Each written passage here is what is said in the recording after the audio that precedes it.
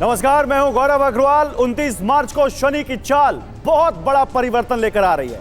परिवार से लेकर देश तक जो नहीं हुआ है वो हो सकता है। कुछ अच्छा, कुछ बुरा हो सकता है। हम आपको डरा नहीं रहे, लेकिन सावधान जरूर कर रहे हैं, क्योंकि ज्योतिष को मानने जानने वाले जानते हैं कि शनि कर्म फल के दाता हैं, लेकिन न्याय के देवता भी हैं। ये बदलाव शुभ भी हो सकते हैं और अशुभ भी।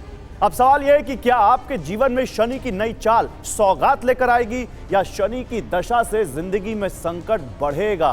काल चक्र के चंगुल से आप कैसे बाहर आएंगे? कौन से उपाय आपकी जिंदगी से शनि के प्रकोप को कम कर देंगे? इन सवालों का जवाब जानने के लिए आज हमारे साथ मौजूद है ज्योतिषियों का, कालदर्शियों का एक बड़ा पैनल। तो चलिए शुरू करते हैं त्रिकालदर्शी शनि सम्मेलन। सबसे पहला सवाल दिखाया जाए। और देखिए, सबसे पहला सवाल जो आपके सामने आ रहा है आपकी स्क्रीन पर, वो ये है, शनि की दशा, शनि की नई दशा का कुल मिलाकर असर क्या होगा, शुभ या अशुभ? ये बहुत बड़ा सवाल है।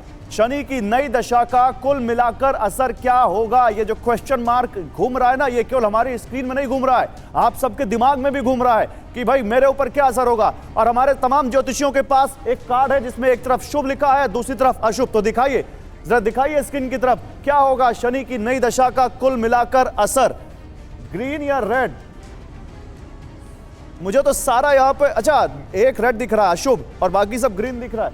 लेकिन पंडित अजय भांबी से शुरू करते हैं। आप शुभ दिखा रहे हैं। शनि महाराज को तो कहा जाता है जिसके ऊपर उनकी दृष्टि पड़ गई उसका तो काम हो गया।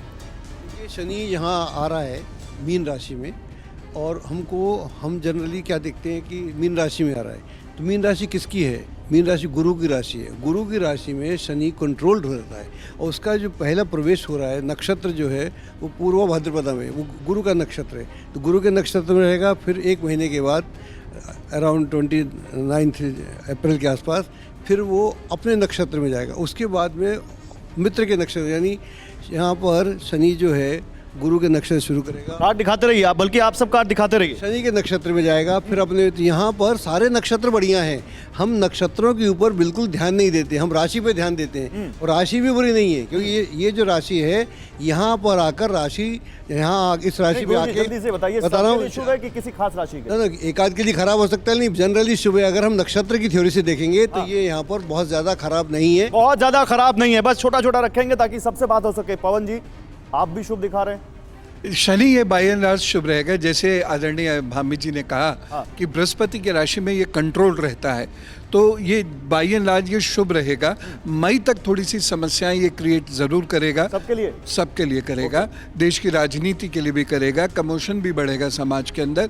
और उसके बाद नवंबर तक थोड़ा और बेहतर होगा। नवंबर के बाद का जो समय है उसमें यही शनि शुभ फल देगा, खास तौर से विद्यार्थियों को, और जो मशीन के काम करने वाले लोग हैं, IT सेक्टर के लोग हैं, उन सब के लिए बहुत शुभ फल देगा। ठीक है, शुभ तो सबने दिखाया, अशुभ भी कौन दिखा रहा है? अशुभ शास्त्री जी। शास्त्री जी अभी तो अशुभ दिखा रहे थे, अब न्यूट्रल हो गए। अशुभ कोई है? आप अशुभ दिखा रहे हैं, क्यों दिखा रहे हैं अशुभ? 51 डेज का राहु शनि का जो युति है 100 वर्ष में नहीं देखा गया है। 51 दिन की स्थिति में कहीं ना कहीं पश्चिम कंट्री, उत्तर कंट्री, पश्चिम प्रदेश, उत्तर साइड का जो प्रदेश है पूरे भारत का इसके प्रभाव से पीड़ित रहेगा। बेशक ये 6 ग्रहों के साथ है। कब तक? सिद्धार्थनाथ के पूरे शुरू में ही है, तो शुरू में है 17 मई तक है, और 3 ग्रहों का बड़ा परिवर्तन है। नहीं, अशुभ कब तक है? 51 दिन, 51 डेज।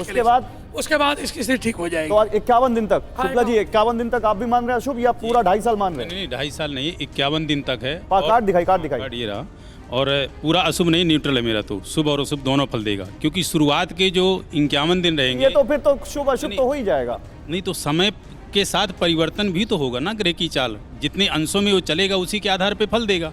तो जो शुरुआत में शनि जो है षष्ठ ग्रही योग बना रहा है, जहाँ की कम से कम 6-7 योग बन रहे हैं। राहु के साथ शनि, महा जो है तो खराब योग बन रहा है। बुध के साथ सूर्य, बुधादित्य योग सिर्फ एक यही योग अच्छा है। बाकी बुध के साथ सूर्य के साथ जो शुक्र है, शुक्रादित्य योग, ये अरिष्टकारी रहेगा।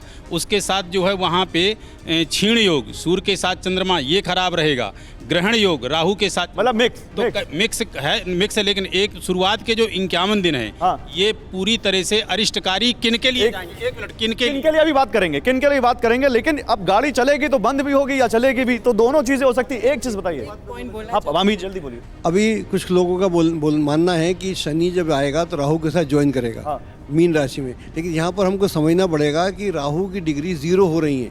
राहु बूढ़ा हो गया है और शनि अभी शैशव अवस्था में है। ऐसा मान के चलिए, मेरे एक मित्र है, उसके प्रपौत्र पैदा हुआ है, 92 साल के हैं वो, और वो अपने प्रपौत्र को उठा नहीं सकते और छोटा बच्चा लात नहीं मार सकता। हाँ। तो ये स्थिति नहीं, लेकिन ज्योतिषियों के बीच यहाँ पर डिफरेंस दिख रहा है। वो कुछ कह रहे हैं, आप शुभ दिखा रही हैं। देखिए, शनि जब मीन राशि में आता है तो शनि को वहाँ पे कोदंड शनि बोलते हैं। कोदंड का मतलब कि जैसे राम जी का धनुष को कोदंड बोलते थे, जो भी महात्मा धर्मात्माएं एक दंड दे के चढ़ते हैं उसको भी दंड बोलते हैं। अगर आप धूर्त रहेंगे और इस तरह के शातिर रहेंगे तो आपको वो दंड पड़ेगा, लेकिन अगर आप धर्मात्मा रहेंगे, अच्छे कार्य करेंगे, नहीं, लेकिन अगर धूर्त रहेंगे, अगर आप बुरे काम करेंगे तो दंड तो आपको हमेशा मिलेगा। फिर 51 दिन न्यायाधीश हैं, जब वहाँ मीन राशि में आते हैं, गुरु की राशि में आते हैं, शांत हो जाते हैं।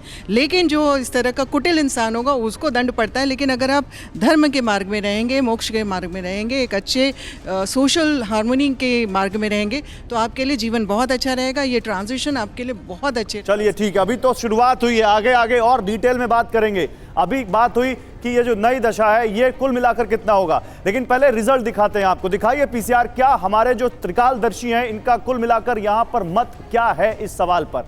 अच्छा, ये 50-50 है, क्योंकि कुछ लोग अशुभ कह रहे हैं, कुछ शुभ कह रहे हैं, तो ये हो सकता है अलग अलग लोगों के हिसाब से अलग अलग हो।